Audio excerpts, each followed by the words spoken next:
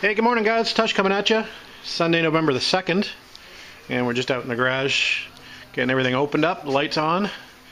Wish I could say the heat was on, but it's not. It is 40 degrees Fahrenheit and about 5 degrees Celsius in the garage this morning. The weather's really made a turn for the worst in the past week. We actually had our first snowfall on Halloween Eve. You can actually see some snow still on the roof over there, just on the peaks. Most of the leaves are gone off the trees now, and probably by the end of the week I'm sure they'll all be gone. And I never did get around to cutting my grass again, but I'm sure there'll be a few days where it gets above normal in the next couple weeks, so I'll try to get it done then. So we're just back out in the garage today. Wasn't out here all week, I had a busy week at work, so we're just out here playing with the 60 TR3, and last video we were talking about bumper choices, and then I'd showed you this bumper. It's just a stripped down version of the bumper. It doesn't have the bumperettes on it. You can actually see the stock bumper configuration here. Let me just flip this up for you if you can see it, it looks something like that. So it's pretty big and clunky, so I definitely didn't want to put those overriders on it. This bumper's got a pretty good twist in it as well. Anyway, we're not going to go back with that. But I did pose a question about making something custom or doing plasti dip, and it seems like the overwhelming response was to try the plasti dip since it can be removed easily. So I think we're going to do that. We're going to use a stripped down bumper. We're going to clean that up. We're going to plasti dip it, and we'll put that on to see what that looks like. And as you recall, I've got a couple lights to go on there as well, some old Lucas period correct lights. So we're going to work on that little project for the next little while.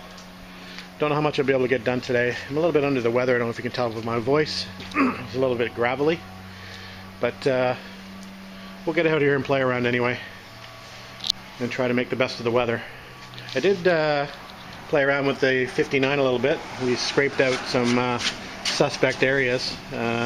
This I obviously knew had some Bondo in here, so I just wanted to see what the extent of it was. It looks like it's been hitting the front here. You got a little bit of a dent here. It looks like it's been heated and hammered out. So we'll have some body work to do there. I found a little bit more Bondo down here. Looks like they had a slide hammer there to pull out a dent on the front of that. So, yep, that's familiar territory for me. So we'll be looking to fix that at some point. But I thought I would just have a quick look and see what we're getting ourselves into. I did try to remove some of these fasteners, and they're stuck in there pretty tight. So last week I'd sprayed them down with some liquid wrench, and that really didn't seem to help much, so I got the propane torch out and heated them up a little bit. I was able to get them to spin, but I think the cage nuts are spinning on the inside, so it's likely I'm going to have to grind the heads of those nuts off, or bolts off. So that's going to be a rather difficult part of this restoration, is getting this car apart. So anyway, we'll have fun with that at a later date. Right now we'll go back to the 60 and we'll try to figure out what we're going to do for that bumper. Alright guys, I'm going to talk to you in a bit. So not a bad afternoon today guys. I did manage to get the grass cut, or the leaves cut, whatever you want to say. Anyway, that's looking better. That'll be the last cut of the year. Probably have to just winterize the lawnmower, put some stable in it, and they should be good to go until next spring. Anyway, we're back. We did make some changes to the vehicle arrangement. We've got the white TR3 on rolling jacks, and we've got that just swung over enough so we can get a table in there to work on for the winter time. And we've got the 59 sort of just covered off and pushed off to the side here as far over as we could against the wall. We won't be touching that for a little while. We still have some things to work on the 60, including the front suspension. We got to figure out what's binding in the front suspension, so we'll have to take that apart at some point. But before that, I thought we'd go back to working on the bumper. So we're gonna get this thing polished off as best as we can, get all the old crap off it, all the almost looks like mold. Anyway, it's pretty tarnished. So we'll get that cleaned up, and then we'll try to do the plasti dip spray and see what that looks like. And then we'll move on to the next project. So first thing I got to do is get these brackets off the back, and they're looking pretty nasty and rusty, so we'll see if we can get those off without too much trouble. I have a feeling they're going to be a bit of a bitch, but we'll see. Alright guys, we'll come back in a bit. Hey guys, just a quick update. We've got the bumper now Plasti-Dip. That's 3 coats of Plasti-Dip on the outside of the bumper. I did a couple of coats on the inside of the bumper. So it's looking not too bad. I think the color is going to be okay. It's not a glossy black, which is good. It's sort of a semi-gloss or flat, which will match the stripe on the car. So I started thinking about how I'm going to mount my my Lucas driving lights, and I think I've come up with a fairly simple solution. So here are the stock brackets for the bumper. I've just got them sort of sitting on the back of the bumper, and that's the location where the bumper attaches to the front of the car. Coming off the front valance or the front apron, and all I'm thinking of doing really is just welding a piece of flat stock, if you can envision this, up against the car. So welding a piece of flat stock in there, obviously drilling a hole back through it, and then putting a 90-degree bend in a short piece of flat stock, and then mounting the lights through that where the 90-degree bend is. You can see the threaded piece on the bottom, so that would just thread through the 90 degree and sort of sit just above where the bumper mounting location would be.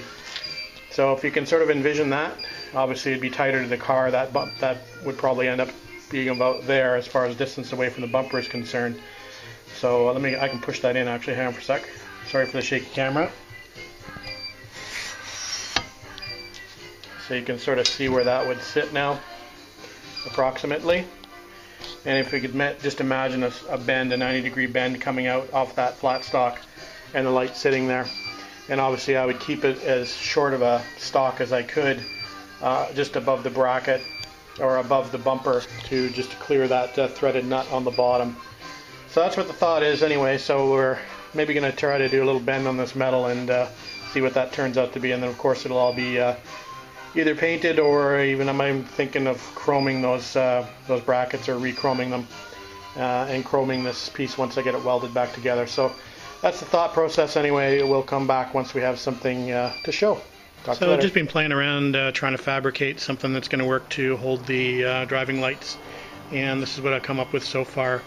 Just a simple little platform for them to sit on that bolts off of the bumper bracket that goes straight through the body.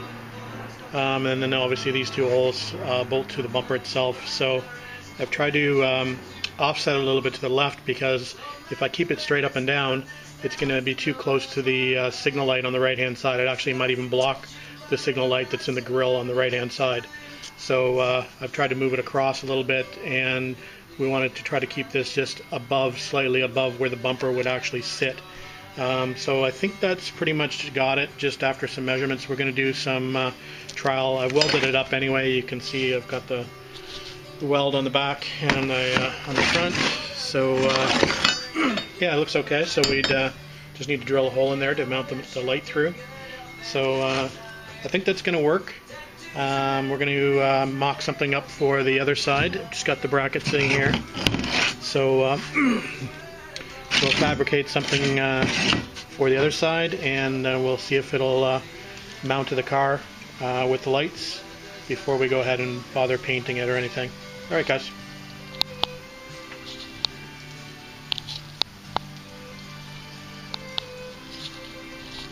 Okay guys, just a quick look at where we're at. And so both the brackets are done.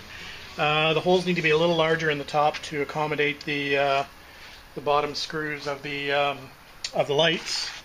But that's as big a drill bit as I've got, so I think I gotta get the Dremel out and make those a little bit bigger. Other than that, that's pretty much what they look like. Obviously the bolts will go through the opposite way, because this actually goes into the car this way. So the bolt would feed through this way into the car, and there'd be a nut back behind the bracket inside the bumper.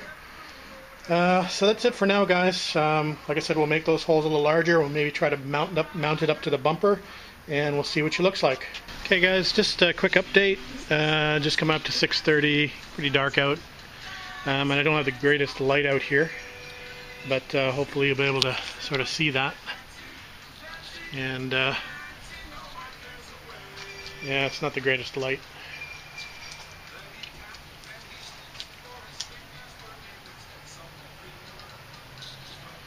So that's what it looks like, just mocked up. So I don't think it looks too bad. I got just enough clearance, I think, for the signal lights for them to be visible. I don't want to put the lights too far out to the right away from the bumper mounts, or otherwise they'll bounce up and down the longer bracket I put on it. So I guess they could be a little bit closer to the center of the car, but I think they're not too bad where they are. So anyway, that's what she look like. I don't think it looks too bad. Anyway, I'll wait for the comments. Talk to you later.